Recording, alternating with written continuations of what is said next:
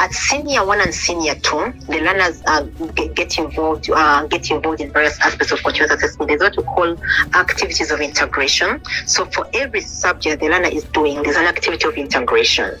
So if the learner is doing 12 subjects at that stage, we expect them to have 12 activities of integration for every at that level. And then later on at senior 3 and senior 4, at senior 1 and senior 2, the learners can have what we call joint projects. They can have group projects. So we expect them to have a project at that level. And in a group, it can be either in a group because we want them to be learning. At that stage, they are learning on how to work together. You're looking at aspects of teamwork. You're looking at aspects of planning together as a team, because in real life, no one works alone. In our system, when we're still studying, remember, would be you want to cover your work. You don't want anybody to see your work so that you can be, you don't want them to copy you and all that.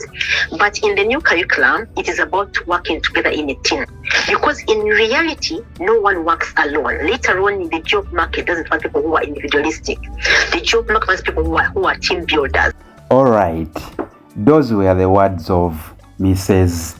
Jennifer Carle, the Principal Public Relations Officer of UNEB, in the training that was held on Twitter, where the government of Uganda hosted it. If this is your first time to watch our videos, kindly subscribe as we proceed with our training. Thank you for joining us. Senior 3 and senior 4 is when they come up with the individual project. And this is now when we begin also, and it begins capturing the scores from senior 3 to senior 4. So there's an assessment tool which we've given to the teachers, and the learners know about it, and then how the teachers have got to fill in these scores. So the teachers do assess the learners at that level, and they assess the competencies. There is a framework on what competencies are going to be assessed at that level.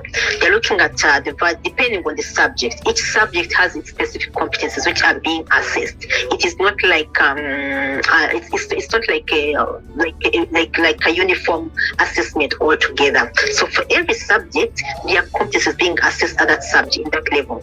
For instance, in mathematics, we find they're trying to assess the mathematical competencies. They're trying to assess how somebody is able to do the algebra, the adding up, and all that.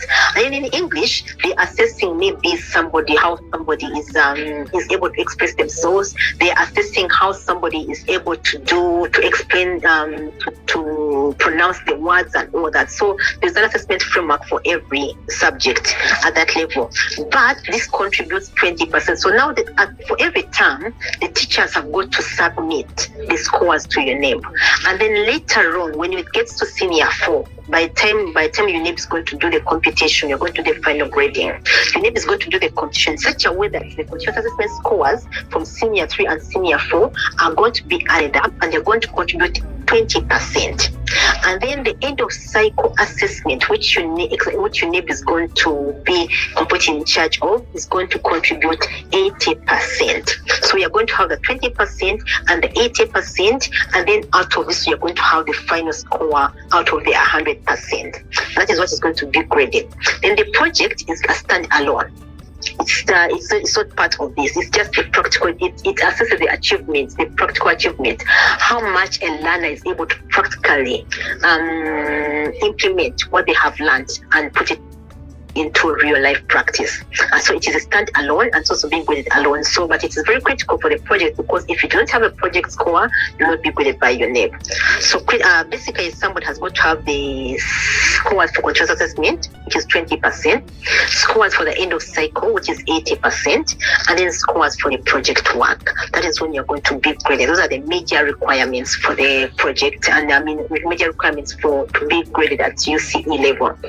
And then for UCE still, for the end of cycle still, we need you to have at least scores in at least 8 subjects.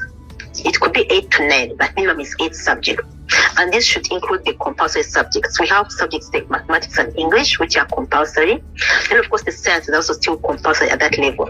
So we do expect you to have scores in biology, in chemistry, and in physics.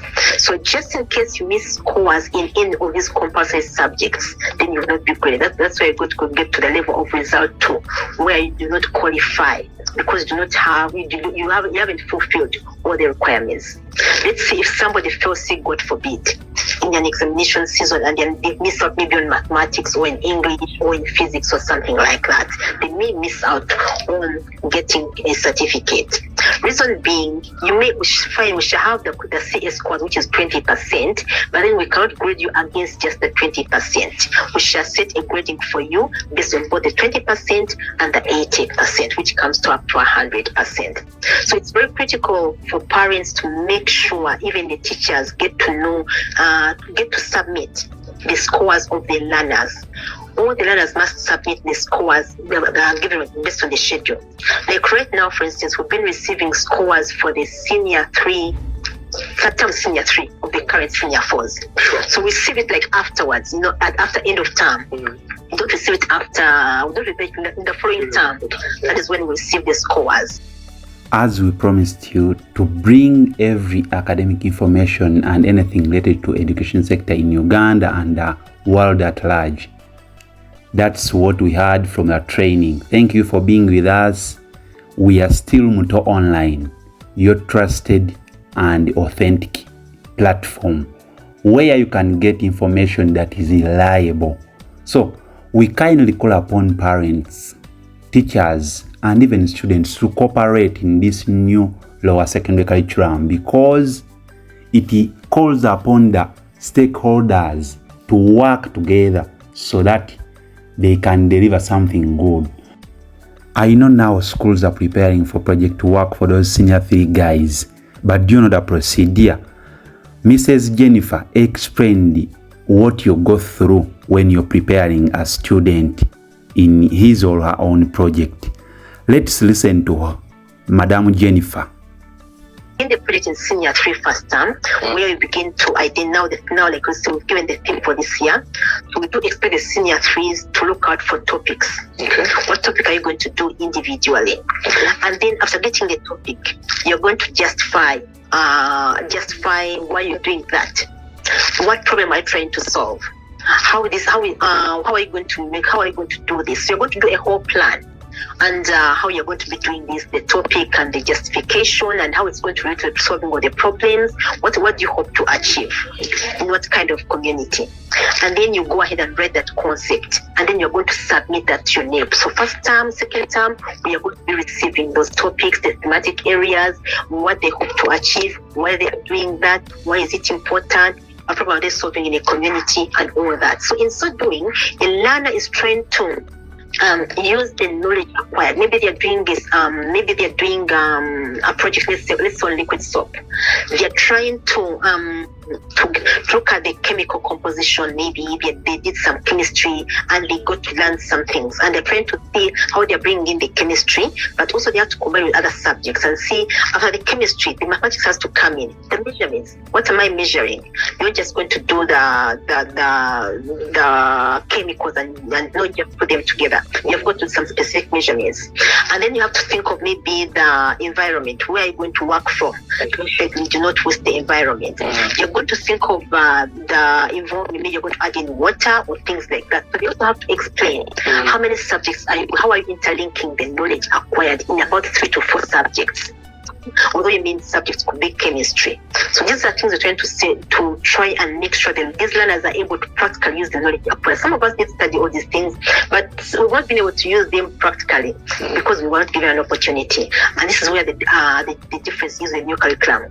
These learners have an opportunity to express themselves. They have an opportunity to use the knowledge and skills acquired when they're still at that level. So later on in life, they're able to work out, where are my competencies? I think I'm good at this. I think I can be able to do X, Y, Z.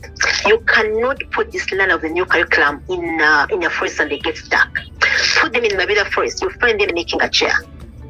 Put them at a river and you'll find them making something out of the things that are just near the lake or something like that. They are very innovative. They are very creative. They are very inquisitive. They critically think through a situation, they will analyze the situation, and they also do research. One of the major positives of this new curriculum is that our learners are able to do research on their own because the curriculum is more of learner-based. they have to find out things themselves. The teachers are there to facilitate and support them. The parents can support them, but at the end of the day, the learner has to be accountable, and they have to do their own research to be able to fit into the system. We want to make it very clear that continuous assessment scores and project assessment scores submission is completely free of charge. As a matter of fact, we even have an offline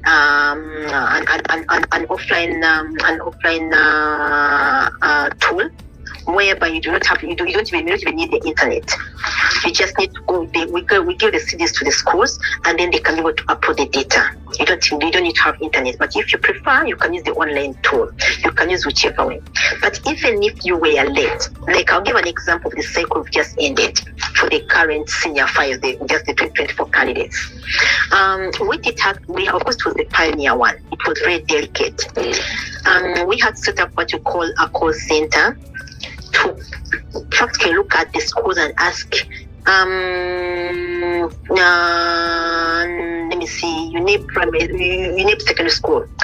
You haven't yet submitted. What's happening? So we had to call them and guide them.